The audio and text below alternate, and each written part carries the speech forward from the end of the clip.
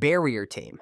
In Konoha's defense system, the Barrier Team isn't just a support squad, they are actually the very first line of defense. They work quietly, almost invisibly, but their role is extremely important. Most people don't even know they're there, but thanks to them, Konoha can stay fully alert 24/7 without anyone noticing. We saw this team once during Lady Tsunade's time as Hokage, right before Pain attacked the village. They set up a chakra barrier around the village and carefully monitored everyone who came in and out. Sadly, Pain was way too powerful and attacked too quickly, so the village didn't have time to react. In modern times, though, things have seriously improved.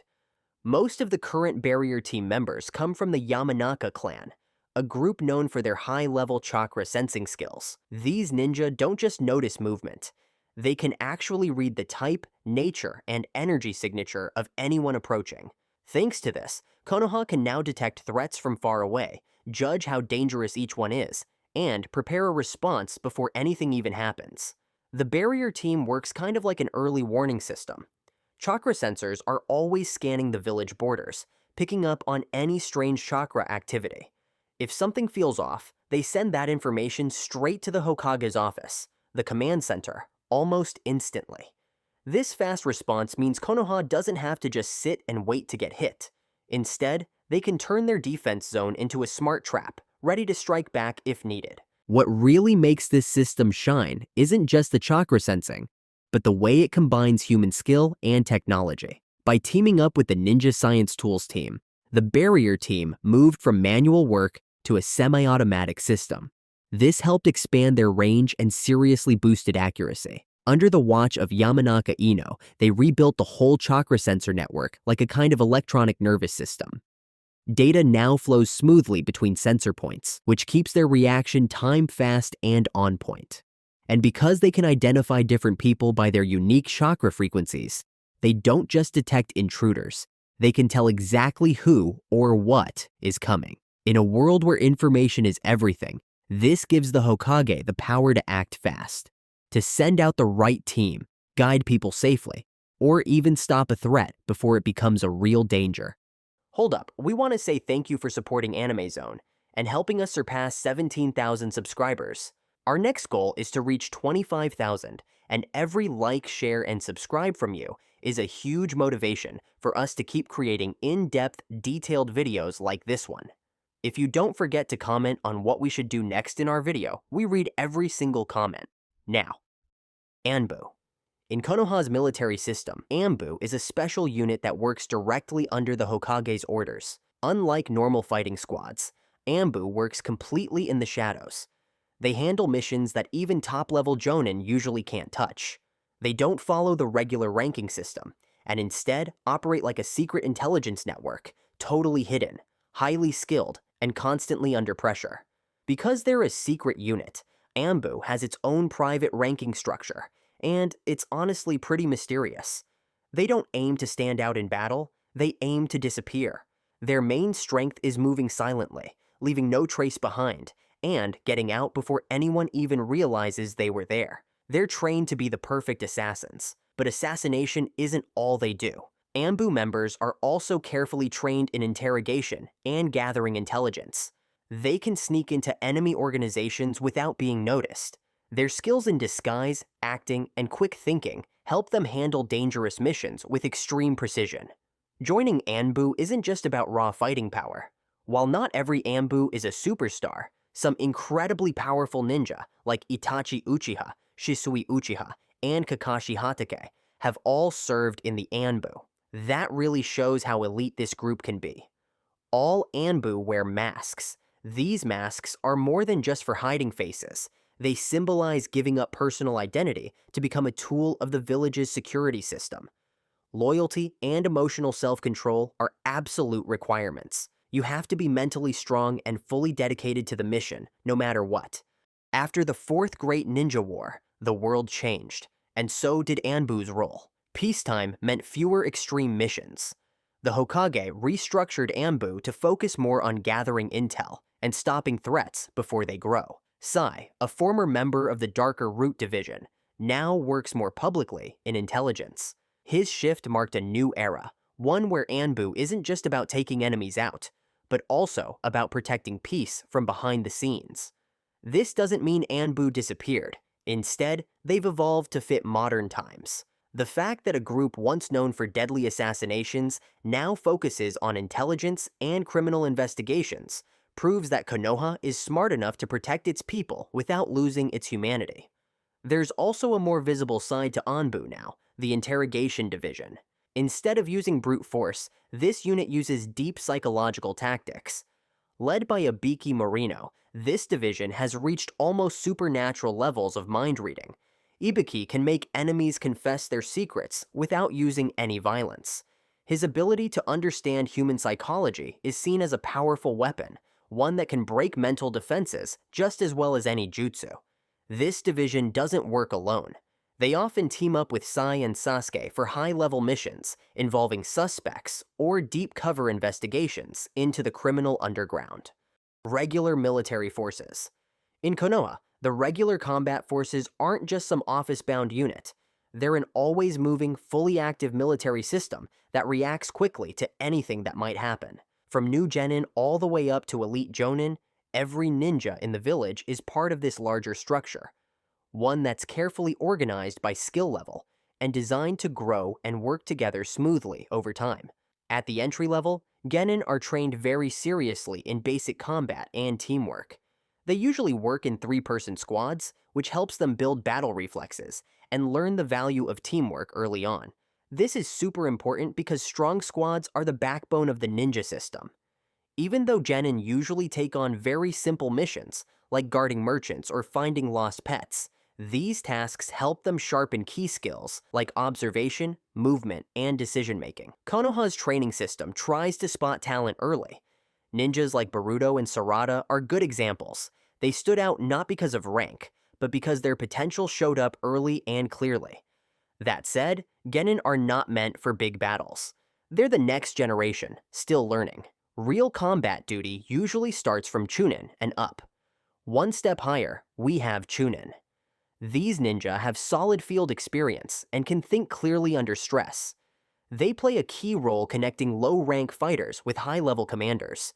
They lead small teams, make quick decisions, and adjust plans on the fly when things change.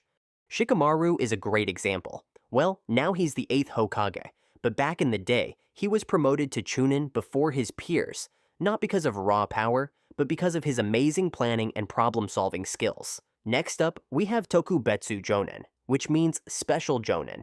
These ninja aren't all around strong like full jonin, but they are extremely skilled in one specific area. That makes them perfect for special missions where timing and expertise matter a lot. For example, Anko is great at tracking and staying hidden, something that pure strength can't replace. Ninja like her take on very specialized jobs like spying, counterintelligence. These jobs are less flashy but very important for keeping the village running smoothly and safely. Finally, we have Jonin, the top-tier ninja. These are the ones who can handle the hardest missions, S-rank missions, with precision and confidence. They're not just strong fighters, they're also mentors and teachers who help train the next generation. People like Kakashi, Guy, and Asuma were top-level Jonin. They were not only powerful, but also taught their genin teams the true meaning of being a ninja, values, strategy, and discipline. Jonin also have a political role. They can help choose the next Hokage, which shows just how important they are in Konoha's leadership system. Intelligence Division. In Konoha's full defense system, the Intelligence Division acts as the village's security control center. This is where important information is collected, analyzed, and turned into smart plans, allowing Konoha to respond quickly and proactively. The division works directly under Morino Ibiki, a top-level expert in mind analysis and interrogation. This division operates more like a modern intelligence agency. It's not just about gathering info, it's also about predicting possible threats before they happen, and helping the Hokage shape solid defense strategies. The Intelligence Division is built like a multi-layered network. First layer, Field Ninja. These scouts work all over the map, especially near borders, independent zones, and even around suspicious non-government groups. Their job is to collect raw intel, information. Middle layer, analysis unit. This is where trained experts filter, verify, and break down the raw data to see which pieces actually matter for village safety. Final layer, command unit, led by Ibiki. This is where final reports are made. The team here builds risk models, looks at possible outcomes, and sends strategic advice directly to the Hokage. Every Anbu deployment or Jonin operation is usually based on deep analysis from this division. In modern warfare, victory doesn't just come from having lots of soldiers, it comes from having the right information at the right time. The key idea behind this division is early response. They don't wait for something bad to happen. They actively watch for strange patterns or signs of danger at all times. This way, Konoha can respond smartly before anything gets out of hand. You can really see how much more organized Konoha has become in peaceful times.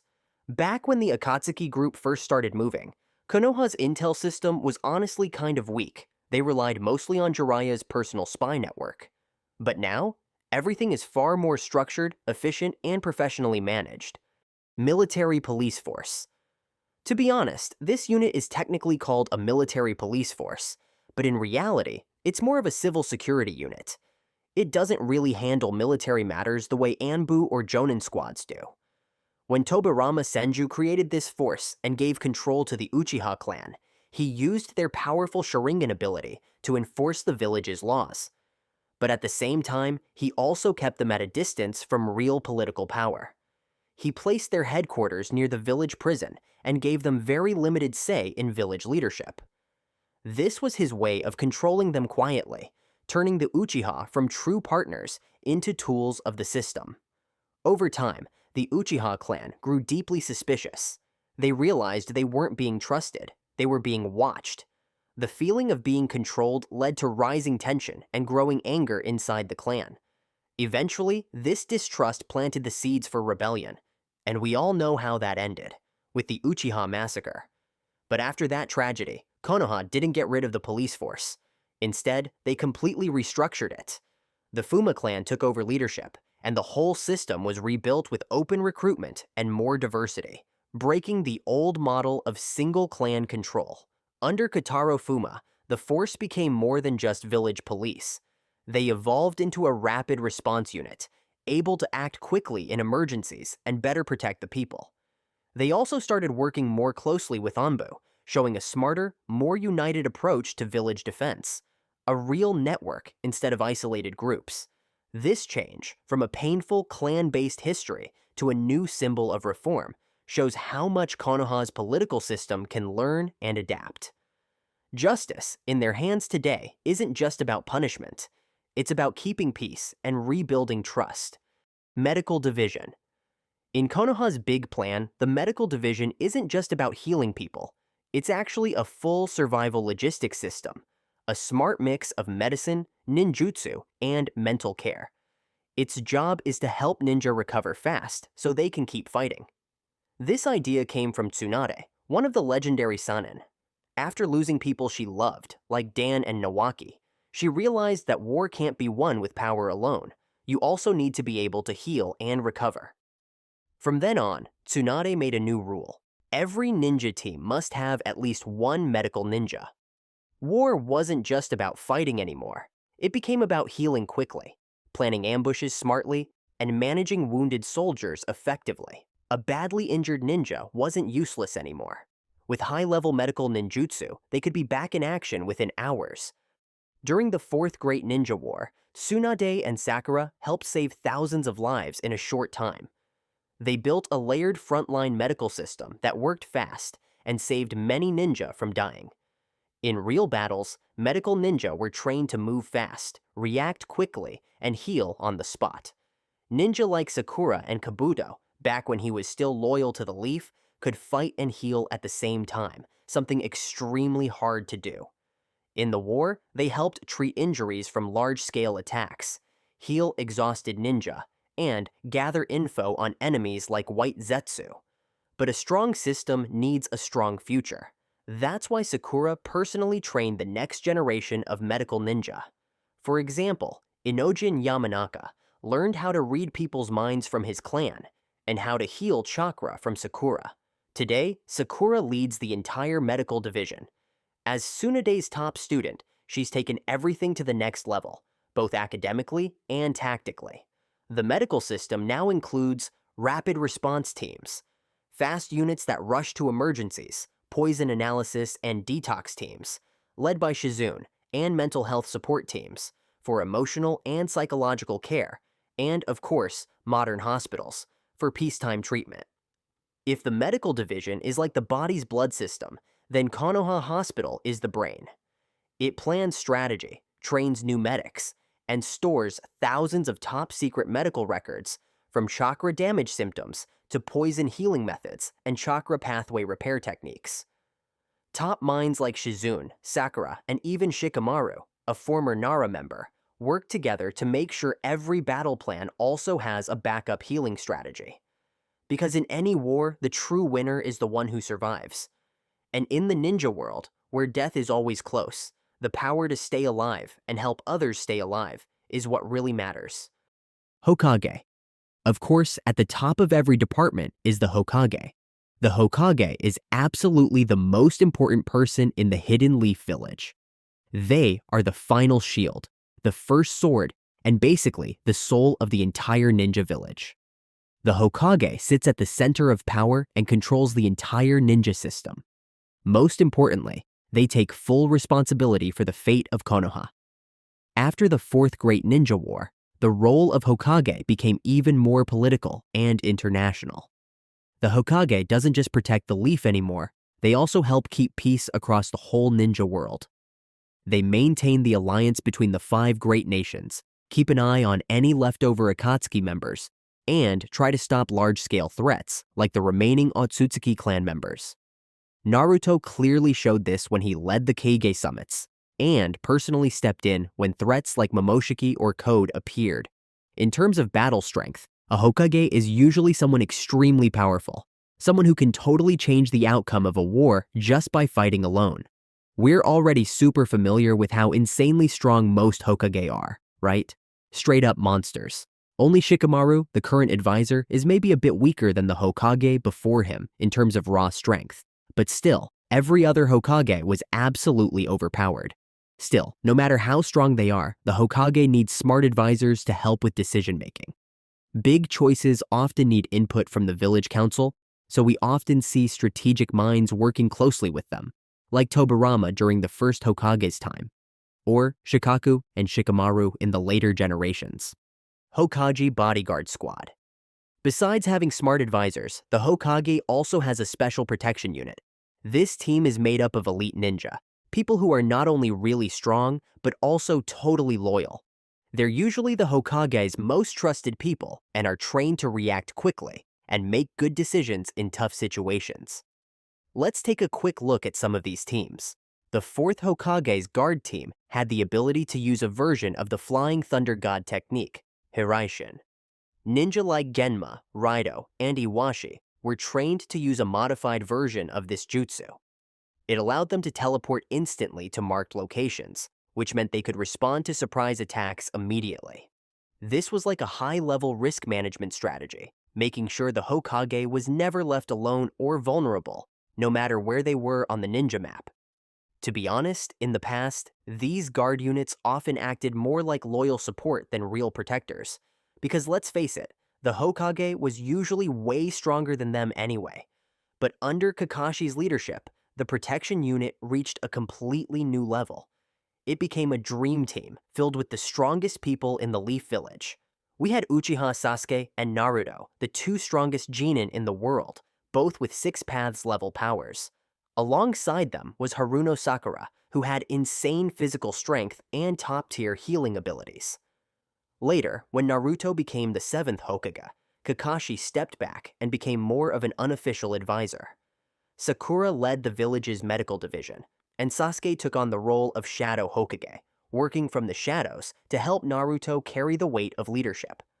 Alright, that's it for today. Thanks for watching, and we'll see you next time.